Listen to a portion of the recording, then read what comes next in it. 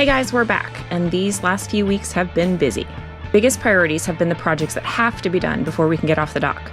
1, house battery bank installation. 2, new alternator. 3, a trustworthy engine. And 4, cleaning out our storage unit and getting everything stowed on board. Cleaning out our storage unit means we're one step closer to leaving the dock, but we totally underestimated how much stuff we actually still have. One of the largest items still in storage was our monitor wind vane for self-steering. Its size means that stowing it on deck for any length of time was a no-go, so it's time to get it installed.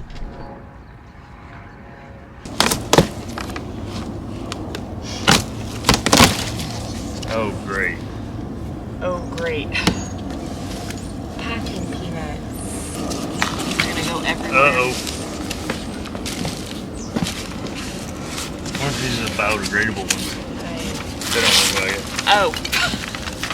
Oh, we provided this plastic bag to help you with the packing peanuts. Oh. It says right here, we understand your concern about the environment, so... They know y'all are paying for storage now that you've opened the box. Right. And you're probably on a dock. Probably.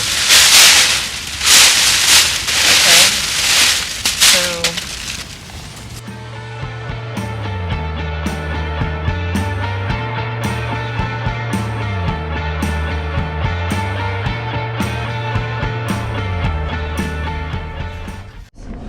Oh, that's what I'm opening right now.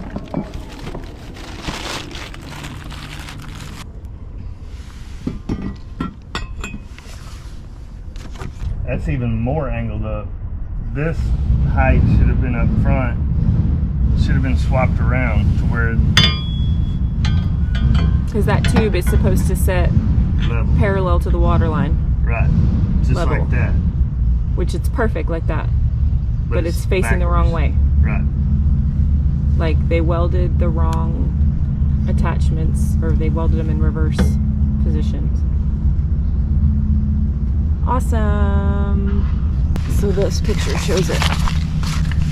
So the shorter flange, whatever, is supposed to be in the back, or sorry, forward, and this should be aft. But ours have the big guy in the forward part and the short aft, which don't make no sense. So California's 2 hours behind us, so we have to wait until they open.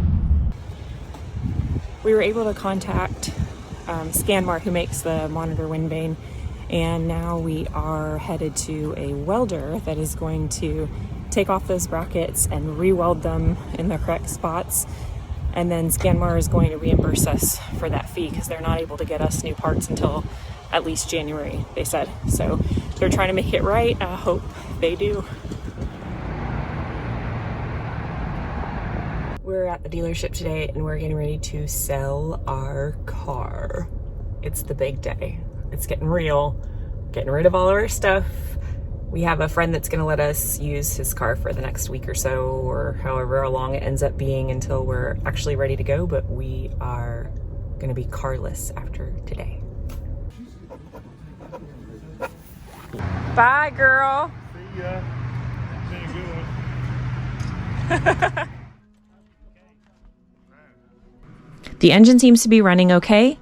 Today the winds are light, and we had plenty of friends ready to join us for our maiden voyage. Even some willing to follow on a jet ski, so no more excuses.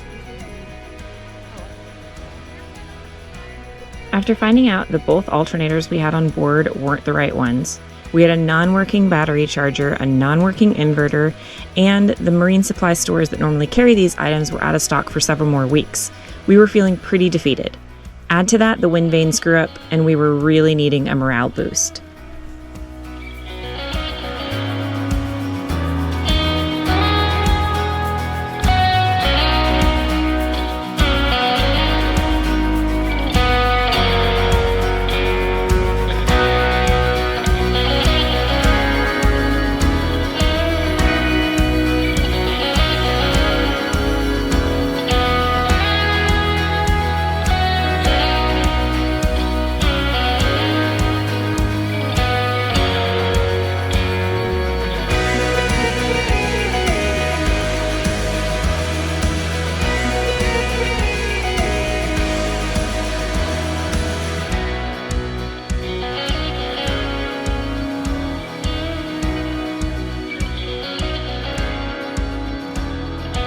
It's not exactly a full shakedown, but a quick trip to just raise the sails and test the engine.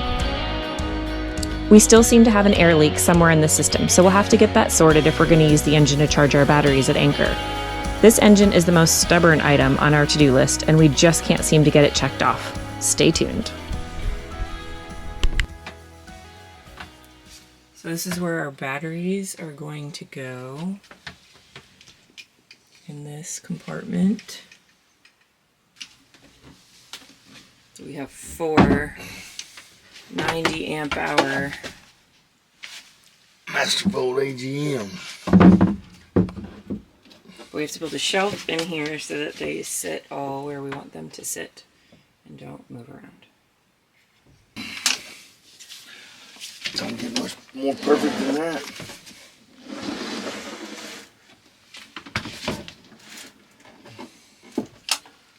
Pretty perfect to me. How about you? Looks good. All right, let's go build it and glass it. This required us to basically start from square one, choosing the batteries, designing a place to house them in the boat, selecting a new charger and inverter, and getting all systems talking to each other. Thank goodness for our friend Kobe, who guided us through that process.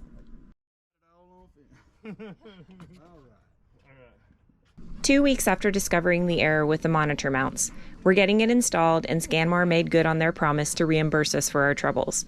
And we met a great welder in the process. Big thanks to Randy for coming to the rescue. This is how we do our dock neighbors. We invite them over for beer, and then we get them in a 9-9 bind like this.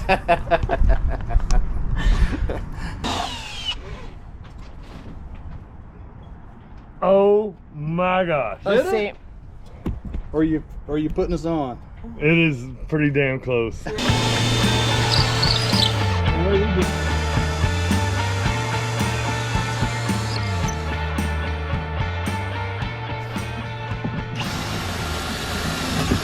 All right, so show us what happens when you move that Alright, gear. so this is how you change your course adjustment. You make a course adjustment here. This is always the way, this would be for downwind sailing if the wind's coming behind us, because this is leading edge here and the weight always face the wind. Oh, that's a little weight on the bottom. Yeah. Okay. The little black thing. Okay. Mm-hmm. Alright, so if you get a little off course, There you go. Okay. also, So this adjusts the angle to the wind. A little black line. yes. So if you're beam reaching, you change that because you're beam reaching, and then if you're broad Yes. reaching, you change that because you're broad reaching. Right. Oh, okay. Say this is off and this is off, it'll push the rudder back to square when it adjusts. No matter how much we want to think we're in control, we are consistently reminded that we are not. There can be no hard deadlines or schedules in this lifestyle. There's great value in the struggle, and the people we meet and lean on for help during these times are perfect proof of that.